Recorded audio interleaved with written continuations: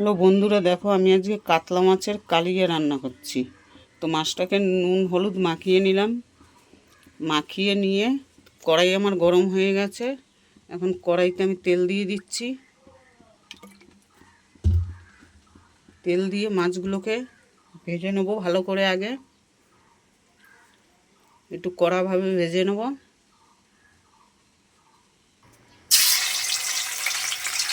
দেখো বন্ধুরা, আমি মাছগুলো দিয়ে দিলাম কড়াইতে।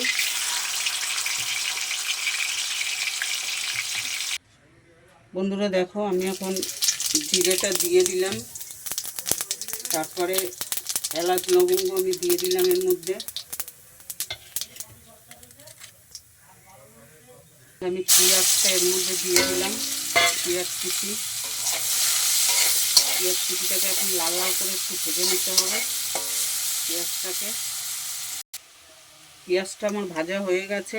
এখন আমি একটা টমেটো দিয়ে দেবো। টমেটোটাকে ভালো করে একটু মিশিয়ে নেবো। এবার আমি মশলা দিচ্ছি। আমি এই মশলার মধ্যে লঙ্কার গুঁড়ো, জিরের গুঁড়ো, ধনের গুঁড়ো, চাল মগজ, কাজু, কিশমিশ সব কিছু আছে এর মধ্যে। এইটা আমি এবার এর মধ্যে দিয়ে দেবো।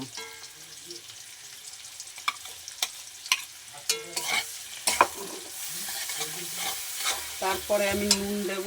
এখন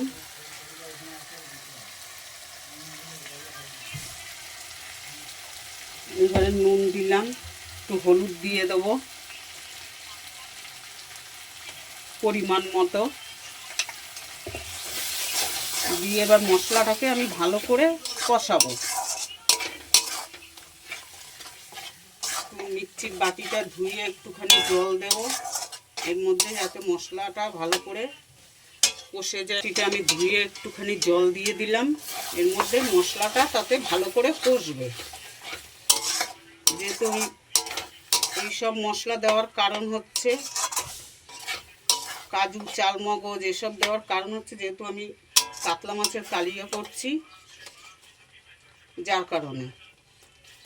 দেখো বন্ধুরা, কত সুন্দর মশলা দিয়ে কিন্তু তেলটা ছেড়ে দিয়েছে। আমার মশলা কষানো কিন্তু হয়ে গেছে।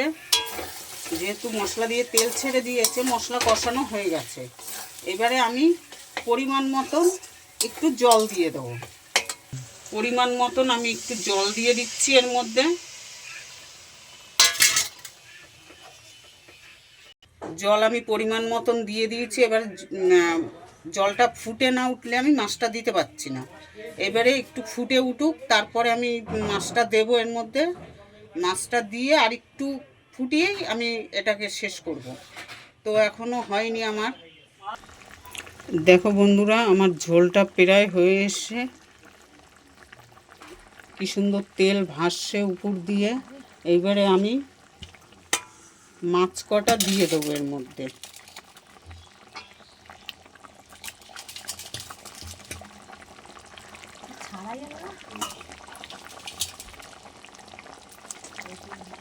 মাছ কটা আমি দিয়ে দিলাম সব এর মধ্যে।